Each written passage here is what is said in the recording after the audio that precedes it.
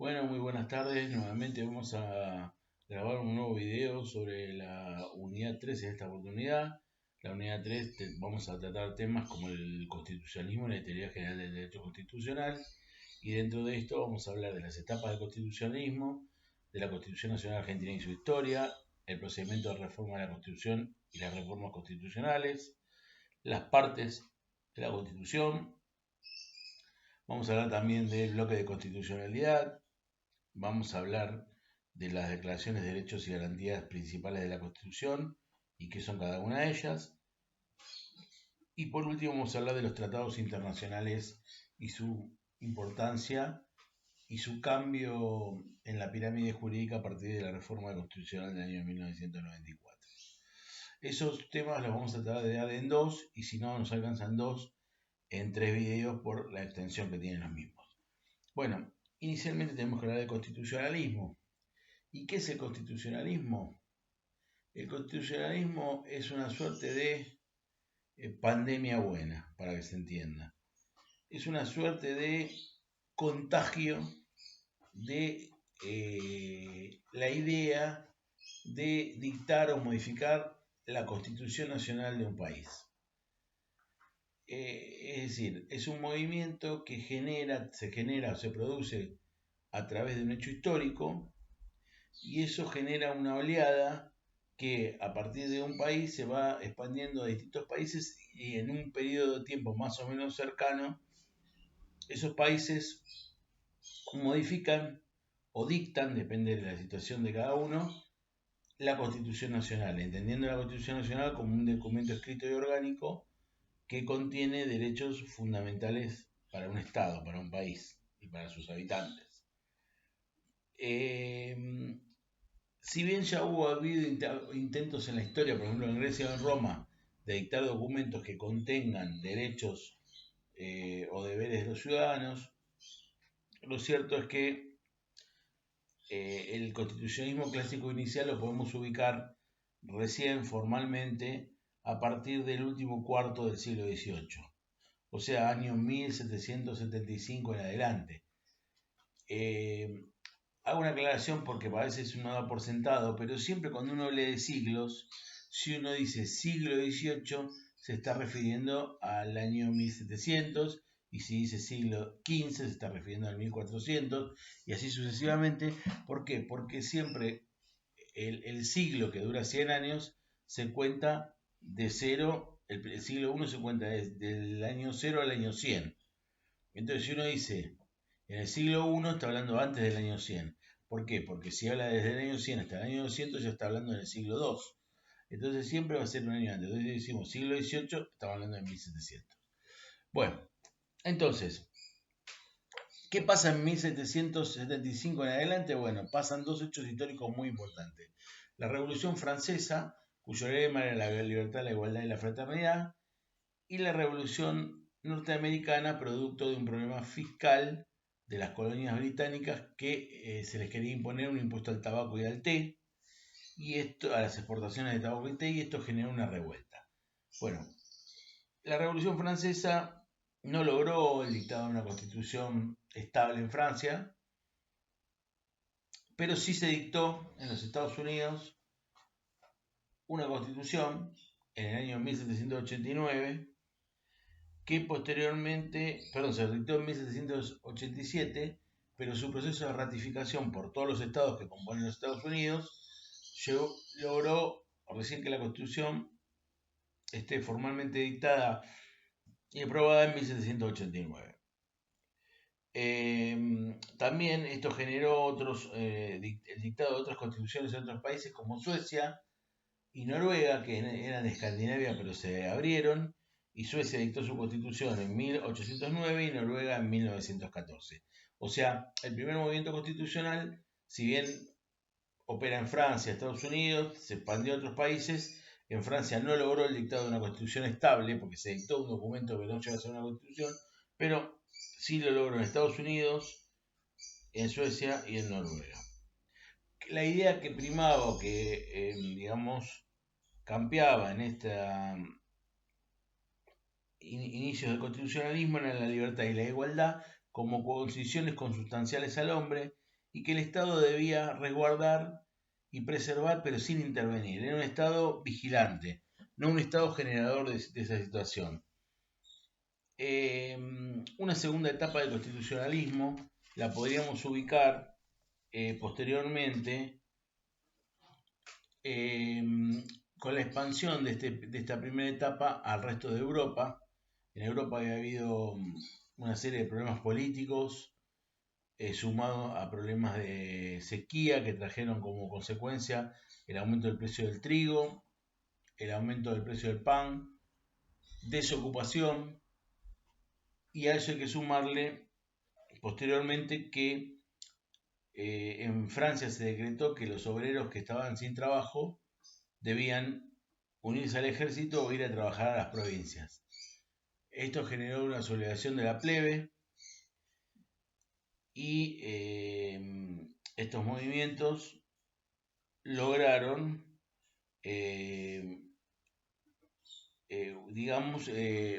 o generaron el dictado de varias cartas constitucionales en varios países.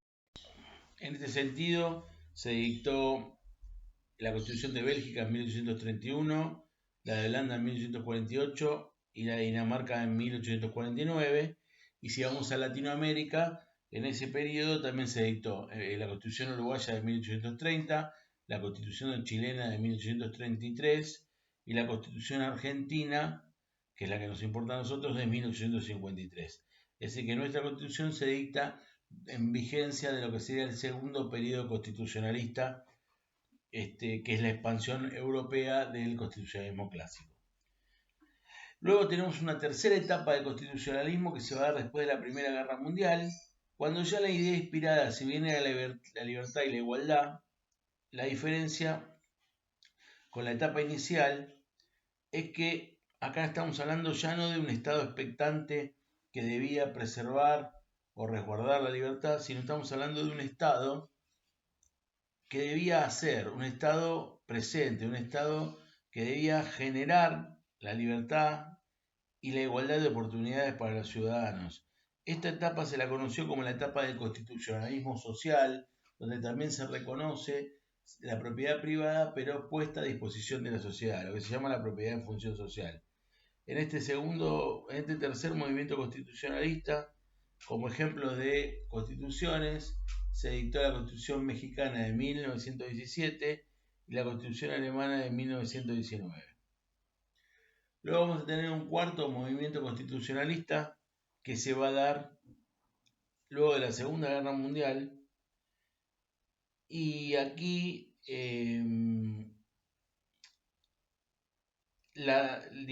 básicamente la producción de las cartas constitucionales de modificación o dictado tiene que ver con los países más afectados por la guerra y también tiene que ver con la descolonización de los territorios africanos y asiáticos ocupados por potencias europeas. Eso generó, por ejemplo, que Francia modificara su constitución en 1946, Italia en 1947, Alemania en 1949, Costa de Marfil, que era una colonia europea, tuvo su independencia y dictó su constitución en 1960, y Argelia hizo lo propio en 1963. Este constitucionalismo, después de la Segunda Guerra Mundial y los crímenes y atrocidades de guerra, se caracterizó por lo que se conoció como el constitucionalismo de los derechos humanos. Y por último tenemos el constitucionalismo a fines del milenio, que el constitucionalismo a fines del milenio tiene distintos orígenes históricos. En el caso de América Latina, se produce a partir de la desmilitarización de los distintos gobiernos que estaban en manos militares, es decir, tanto Brasil como Paraguay, como Argentina, como Chile, se encontraban gobernadas por gobiernos militares, gobiernos de facto. Bueno, la vuelta al cauce democrático trajo como consecuencia posteriormente el dictado de distintas cartas constitucionales, como ejemplo Argentina, que en 1983 recupera la democracia, en el año 1994 modifica su constitución nacional. Así también ocurrió en Brasil, en Chile y en los otros países de la región. Eso con respecto a Latinoamérica. Con respecto a Europa, esta etapa de constitucionalismo se va a caracterizar por el desmembramiento de la Unión de Repúblicas Socialistas Soviéticas y el surgimiento de nuevos estados independientes que antes eran parte de la Unión Soviética, los cuales van a dictar sus propias cartas constitucionales. Esta última etapa del constitucionalismo se caracterizó por lo que se conoce como el reconocimiento de los derechos de tercera generación, como son los derechos al cuidado del ambiente, los derechos de los consumidores y usuarios, los derechos de los pueblos originarios, etc. Se reconocen derechos que originariamente no estaban incluidos en los textos constitucionales. A modo de resumen, vamos a decir que el constitucionalismo inicial nace con la idea de preservar la libertad y la igualdad, pero que el hombre lo tenía como algo consustancial a sí mismo y el Estado solo debía asegurarlo, pero no era un Estado que debía gestarlo, generarlo o gestionarlo. Luego viene una etapa de constitucionalismo social, donde el Estado no solo debe resguardar y preservar la libertad y la igualdad, sino debe generar la igualdad de oportunidades y preservar la libertad individual de las personas. Luego, una tercera etapa donde ya asegurados esos derechos y libertades individuales y el Estado como gestor de los mismos, se busca que los Estados reconozcan y aseguren los derechos humanos.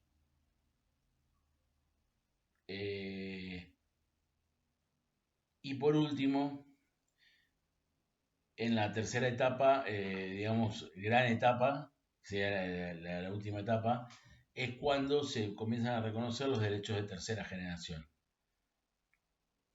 Vamos a, si uno quiere decirlo más sintéticamente todavía, primero se garantizaron los derechos individuales, después los derechos sociales, después los derechos humanos y después los derechos de tercera generación.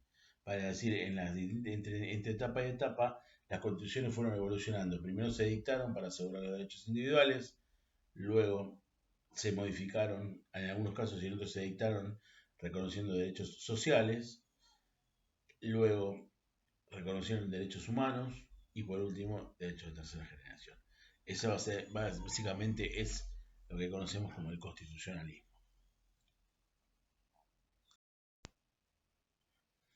Bueno, y ahora tenemos que hablar de la Constitución Nacional Argentina. La Constitución Nacional Argentina, yo tengo una acá bastante viejita, es de hace muchos años. Es un librito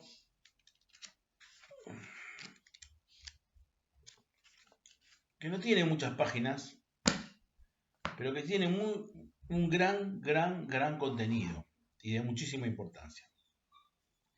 Este librito es la ley más importante de un país.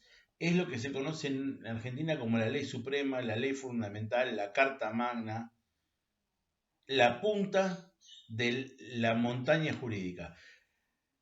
Kelsen, este hombre que estudiamos con la causalidad y la imputación, hizo una pirámide jurídica y en la punta está la norma más importante y en la base la menos importante. Bueno, la punta de la pirámide, en la punta de la montaña, en la punta está la Constitución Nacional. Esto está en la punta. Ahora, este librito que vemos acá llevó años de sangre y lucha. ¿Por qué? Por lo menos en Argentina y en muchos lugares del mundo. Porque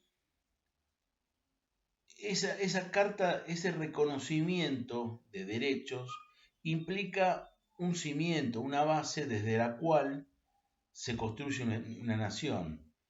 Y entonces, depende de la ideología o la orientación que tenga esa carta constitucional, va a ser la forma de constituir un Estado y los derechos que en él se garanticen. Antes del dictado de la Constitución Nacional, cuando todavía no éramos un estado, simplemente éramos parte del Virreinato del Río de la Plata, Buenos Aires tenía una importancia fundamental, central, porque dentro de, eh, de sus fronteras tenía el puerto.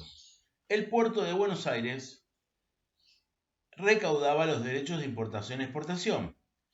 Y esos derechos, ese dinero lo manejaba Buenos Aires. Entonces Buenos Aires era una ciudad rica, con poderío económico, mientras que en el interior, que no tenían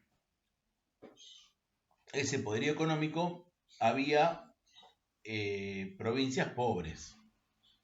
Entonces, Buenos Aires no quería compartir o reconocer una igualdad de poder a las provincias del interior con respecto a esta ciudad que era, digamos, la ciudad que manejaba los derechos del puerto. Entonces, había entre los ciudadanos de Buenos Aires y y los ciudadanos del interior del país una cierto resquemor, que fue con los años transformándose en lo que conocemos como los unitarios y los federales. Los unitarios pensaban que Buenos Aires era un país aparte, que, que los derechos del puerto eran de Buenos Aires y que no tenían que compartir nada de eso con el resto del interior. Y los del interior tenían ideas de que, bueno, Argentina era todas las provincias unidas, que todos tenían derechos por igual, es decir, ideas unificantes, pero unificantes en un pie de igualdad. Y Buenos Aires no, quería tener como el predominio, quería manejar, quería imponer, quería ser el centro o el ombligo de todo. Esto generó años de luchas, discusiones, etcétera. Ustedes recuerden, para que quede claro, lo siguiente, porque a veces uno se confunde. ¿Qué pasó en la historia argentina? En 1810 nosotros obtenemos lo que se llama la emancipación. La emancipación se produce porque el rey de España cae en poder de Napoleón y es apresado. Entonces llegan a Buenos Aires la noticia. En ese momento las noticias venían en barco, no venían ni por internet, ni por mail, ni por las páginas web. Llega a Buenos Aires la noticia de que el rey de España se encontraba apresado por Napoleón. Pero ¿qué pasa? Cuando el rey de España es apresado por Napoleón, se forman en España distintas entidades de gobierno que las llamaban juntas. Juntas centrales de Sevilla, etc. Esas juntas se encargaban de gobernar España mientras el rey estuviera imposibilitado de hacerlo. Pero acá Argentina, al Río de la Plata, que no era Argentina, era el Virreinato del Río de la Plata, llega la noticia de que el rey se encontraba encarcelado. Y no llega la noticia de que había un gobierno provisorio. Entonces, la idea que empieza a cambiar es, bueno, si el virrey, que es un enviado del rey, gobierna a nombre del rey y el rey se encuentra preso, quiere decir que el virrey no tiene poder y estamos acéfalos de gobierno.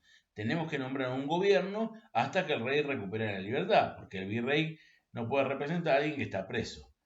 Bueno, entonces el virrey, que olfateaba y veía lo que venía, quiso formar una especie de junta de gobierno con él a la cabeza. Obviamente que eso fracasó, bueno, generó los cabildos abiertos de los que sabemos, y esto termina con la primera junta de gobierno, con Cornelio Saavedra a la cabeza, como militar, y en realidad lo que implicaba es que, bueno, la idea originaria era, bueno, cuidamos el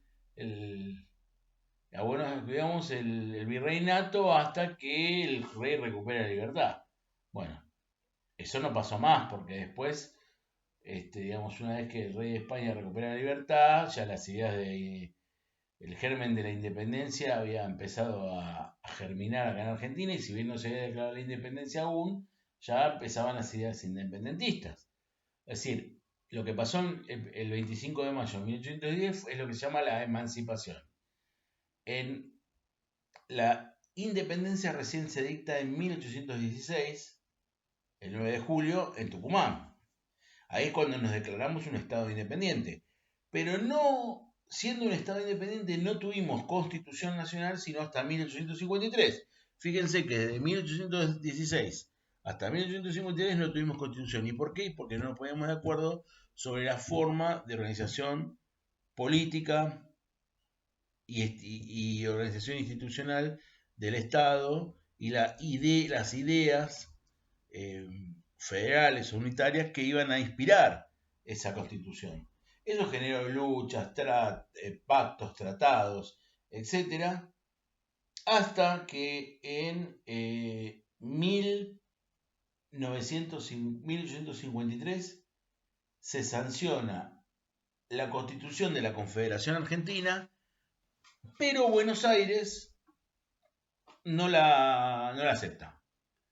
Buenos Aires no acepta la Constitución de 1853 de Argentina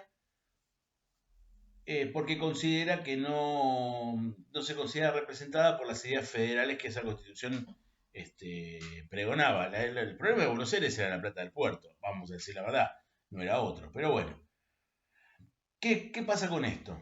Buenos Aires dicta su propia Constitución en 1854. Entonces teníamos la Confederación de la Nación Argentina con todas las provincias menos Buenos Aires, con una constitución, y Buenos Aires con una constitución propia que dictó un año después, en 1854, fuera de la confederación. Pero era impensado una confederación argentina sin Buenos Aires. Entonces las provincias la empezaron a sitiar, la empezaron a asediar, hasta que Buenos Aires cede y en 1859 se firma el Pacto de San José de Flores, donde Buenos Aires decide aceptar ingresar a la Confederación Argentina siempre y cuando se modifique o se revise la Constitución de 1853. Ahora, el problema es que la Constitución Argentina de 1853 tenía una cláusula que hablaba de la imposibilidad de reformar la Constitución una vez dictada por 10 años. ¿Por qué se había puesto esta cláusula de salvaguarda de que no podía modificarse la Constitución por 10 años?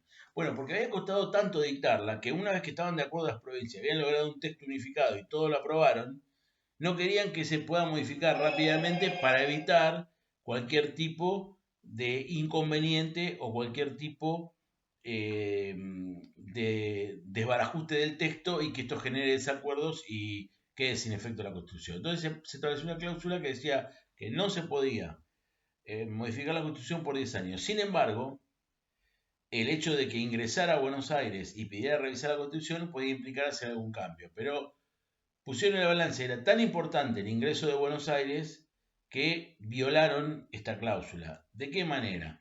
Bueno, ¿por qué? Porque Buenos Aires, por ejemplo, primero pedía que la Constitución Nacional establecía que dónde se iba a situar la capital, el territorio de la capital federal. Y Buenos Aires no quería que sea en Buenos Aires, decía que podía ser en otro lado. Entonces se sacó de la Constitución eso y se puso que una ley especial, se puso la leyenda, una ley especial va a determinar el lugar donde se va a ubicar la capital o el asiento del gobierno nacional. Que después terminó siendo en la capital federal por un territorio cedido por Buenos Aires, pero digamos, eso hizo una modificación en el texto constitucional. Hubo también otras modificaciones en cuanto a los nombres de la República, es decir, hubo 3 o 4 modificaciones, pero todo esto es anecdótico, porque lo importante era que se sume Buenos Aires. Entonces, las modificaciones menores que se le hicieron al texto constitucional de 1853 no se veían, no empañaban en nada porque era tan importante que se agregue Buenos Aires que quedaba casi opacado o tapado el hecho de violar esa cláusula constitucional. Entonces, yo les pregunto o reflexiono, ¿fue esta primera reforma constitucional inconstitucional? Bueno, los autores no se ponen de acuerdo, pero la mayoría de los autores sostienen que en realidad Buenos Aires era impensada una confederación argentina sin Buenos Aires y que este periodo constitucional que se inició en 1853, no finalizó sino hasta la incorporación de Buenos Aires en 1860. Por lo tanto, esa cláusula que decía que la Constitución no podía modificarse una vez aprobada, no habría sido violada porque en realidad era un pedido constitucional abierto que duró del 53 al 60 y esa cláusula, bueno, no llegó a estar operativa, entonces como que no fue inconstitucional porque no estaba la Constitución aprobada del todo al no estar incorporada a Buenos Aires a la Confederación Argentina. Conclusión de todo esto es que la Constitución de 1853-60 se la llama así y no se la considera una constitución inconstitucional. Se considera que fue un ciclo constitucional abierto que se cerró con la incorporación de Buenos Aires. Obviamente esa cláusula de que la constitución no se podía modificar por 10 años se sacó de la constitución. También se sacó de la constitución el tema de dónde iba a estar situada el territorio del asiento del gobierno nacional, que lo iba a determinar una ley especial, aunque después obviamente esa ley, como dijimos, lo ubica físicamente en un territorio cedido por la provincia de Buenos Aires, que es donde se instaló la vieja capital federal, hoy Ciudad Autónoma de Buenos Aires. Y además se modificó otra cosa muy importante. ¿Por qué? Porque Buenos Aires quería mantener los derechos aduaneros, que era todo el problema, era por la plata del puerto. Bueno, entonces, si bien el Estado Nacional quería tomar esa recaudación para sí, Buenos Aires aceptó con la condición de que sea hasta 1866. Entonces, en el artículo 4 se puso que las rentas nacionales se componían de los impuestos o de los recaudados por la importación y exportación hasta 1866. Esa fue la frase que Buenos Aires aceptó como diciendo, bueno, hasta 1866 son de todos, pero en 1866 lo retomo yo, Buenos Aires, como propio. Y de esa manera Buenos Aires ingresa a la Confederación Argentina. Bueno, hasta acá vamos a hacer el primer video porque si no se hace muy largo. Y ahora vamos a grabar, seguramente van a ser 2 videos más porque con un solo video no va a alcanzar por el tiempo. Bueno, nos vemos en el próximo video para continuar. Ya vimos el constitucionalismo y la parte histórica. Ahora vamos a empezar a hablar de las reformas.